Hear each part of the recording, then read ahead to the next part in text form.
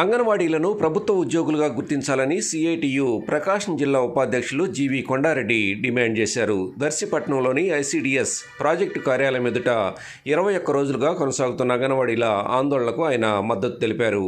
Union నాయకురాలు తిరుపతమ్మ అధ్యక్షతన జరిగిన ఆందోళనలో భాగంగా అంగన్వాడీ కార్యకర్త అచ్చిమాంబ కేక్ కట్ చేసి నూతన సంవత్సర శుభాకాంక్షలు తెలిపారు. అంగన్వాడీల సమస్యలను వెంటనే పరిష్కరించాలని ఈ సందర్భంగా పెద్ద ఎత్తున నినాదాలు చేశారు. రిటైర్మెంట్ బెనిఫిట్ 5 లక్షలు, రిటైర్మెంట్ బెనిఫిట్ 5 లక్షలు, రిటైర్మెంట్ బెనిఫిట్ 5 లక్షలు ఇవ్వాలి. అంగన్వాడీ సెంటర్లకు నాణ్యమైన సరుకుల్ని ఇవ్వాలి. ప్రభుత్వం నేరుగా గ్యాస్ని ఇవ్వాలి. 2015 నుంచి పెండింగ్లో ఉన్న టీఏడీఏలు ఇవ్వాలి. 14 రోజుల పాటుగా నిరవధిక సమ్మె చేశారు. అన్ని యూనియన్లు కలిసి ప్రభుత్వం దిగొచ్చి 14% జీతం పెంచుతూ నిర్ణయం చేశారు.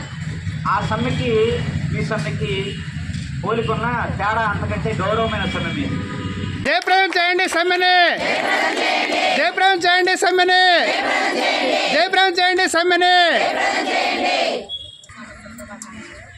కానీ ఈ సంవత్సరం ఇలా అయిద్దని ఎప్పుడు అనుకోలేదు.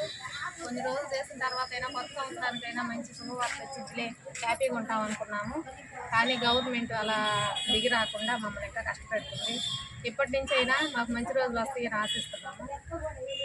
నుంచి మా సమస్యలన్నింటినీ కొంతన్నా మాకు ఊరట కలిగించి మా నిధులు మేము నిర్వర్తించేటట్టు చేయాలని ముఖ్యమంత్రి గారిని మరీ కోరుతున్నాం.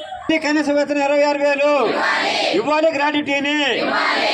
గ్రాడ్యుటీని రిటైర్మెంట్ బెనిఫిట్ 5 లక్షలు, రిటైర్మెంట్ బెనిఫిట్ 5 లక్షలు ఇవ్వాలి. అంగన్వాడీ సెంటర్లకు నాణ్యమైన సరుకుల్ని ఇవ్వాలి. ప్రభుత్వం నేరుగా గ్యాస్ని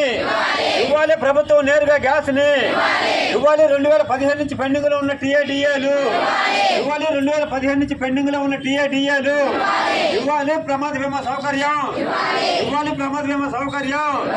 ఇవ్వాలి. చనిపోయిన వారి కుటుంబాల్లో ఒకరికి ఉద్యోగం ఇవ్వాలి. రద్దు చేయాలి. ఎఫ్ఆర్ఎస్ యాప్ని Like, share, subscribe, and get notification.